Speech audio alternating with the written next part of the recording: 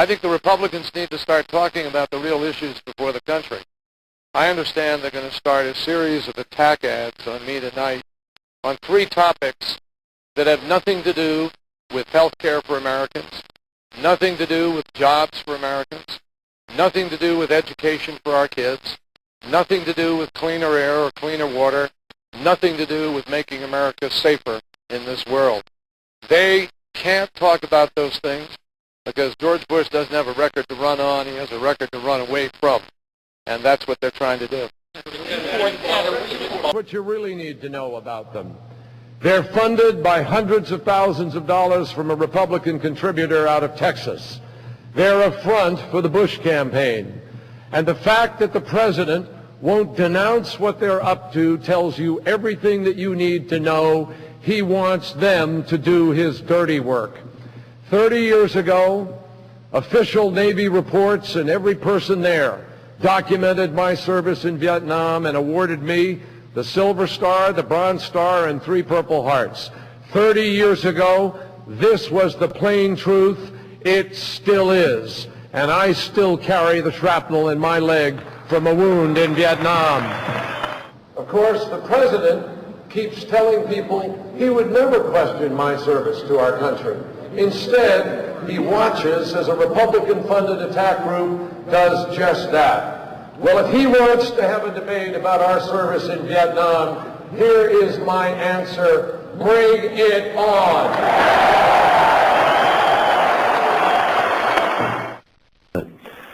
I assume that you believe that the truth in public life is important. Yes, sir. And might I ask you what your opinion is with respect to the state of American politics as regards the politics of personal destruction? And Senator Kerry, I very much respect your dedicated service to this country.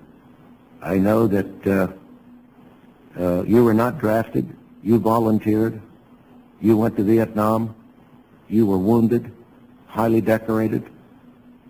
Senator, you're a hero. And there isn't anybody or anything that's going to take that away from you. Hero, I think most of the heroes died and do die. And those of us who are lucky enough to get out of there are lucky.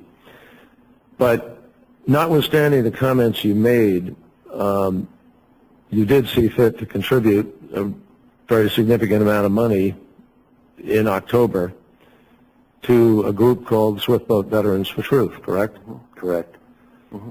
Why would you do that, given what you just said about how bad they are?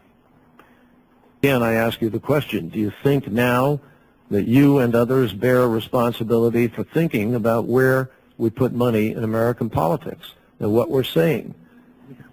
What we present to the American people, is truth important or isn't it?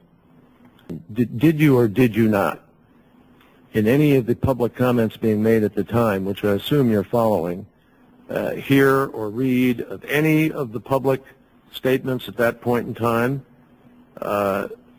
with respect to the legitimacy of these charges and these smears?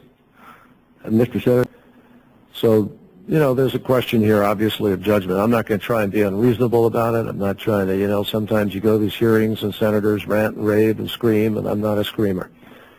But I do think this is important. And, you know, I know your family's here.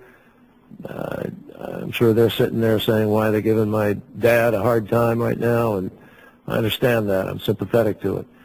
But I hope, you know, it's not going to make a difference in the outcome where I am, but it's important to the future. I think it is robbing this country of legitimate dialogue, of real discussion of important issues that we face. And, you know, it's a tragedy that the American people have to put up with that. The last week alone in the state of Ohio, $4 million was spent on those ads. $4 million. So it has a profound impact, sir. Yes. And I think it's a question of judgment. Kerry's taking on the Swiftboat Veterans for Truth. Again, Texas oil tycoon T. Boone Pickens challenged the Massachusetts senator to disprove any of the group's allegations, even made the wager more interesting with a $1 million prize slated for charity. John Kerry has responded by accepting the offer. With us now, the CEO of BP Capital, the man behind the challenge, T. Boone Pickens. Mr. Pickens, thank you very much for being here tonight. As I understand it, the offer was you prove any one charge wrong, I'll give you $1 million. Is that how what you said? The charge was on the ads, Alan.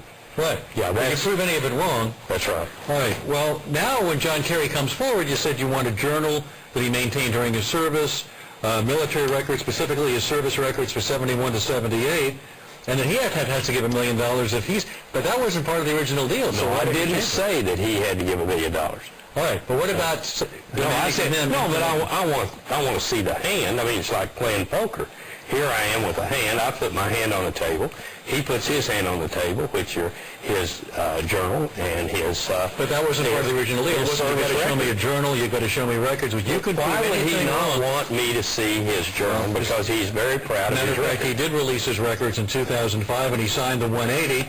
And by the way, the Navy did an investigation, and the investigation of the Navy concurred with John Kerry that the medals he received were done just the way John Kerry said they were. Why not believe the Navy investigation? He's the one that applied. Say that one of the reasons you support him is because he wants to end the politics of swift boating.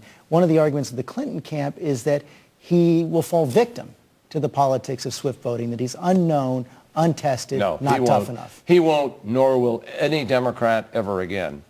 And you're looking at the person who understands that better than anybody. We made the miscalculation that we had answered the lies enough. They were answered. They were answered, contrary to myth, on day one, instant one, counter press conference. And the mainstream media wrote the truth.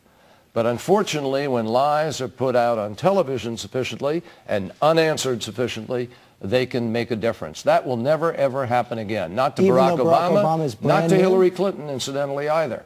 Whoever our nominee is, I intend to fight like crazy, and I will lead the effort. But there's a difference, isn't there? Senator Clinton is a known quantity. That's one of the arguments her camp makes. Barack Obama is not, and he'll be defined. Well, I mean, I think that, I think Barack Obama knows, and the campaign knows, that that definition process has to begin immediately, and any effort to define him will be countered immediately, and he will have the money to do that immediately. That's one of the differences. We were stuck in the federal financing. He is not. And he will have the ability to be able to redefine himself immediately.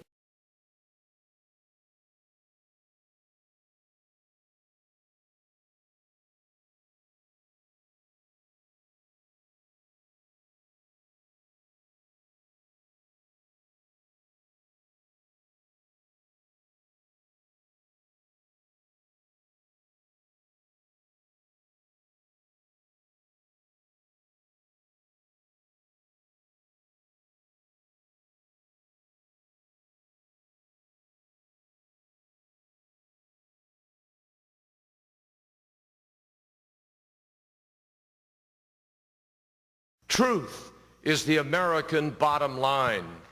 Truth.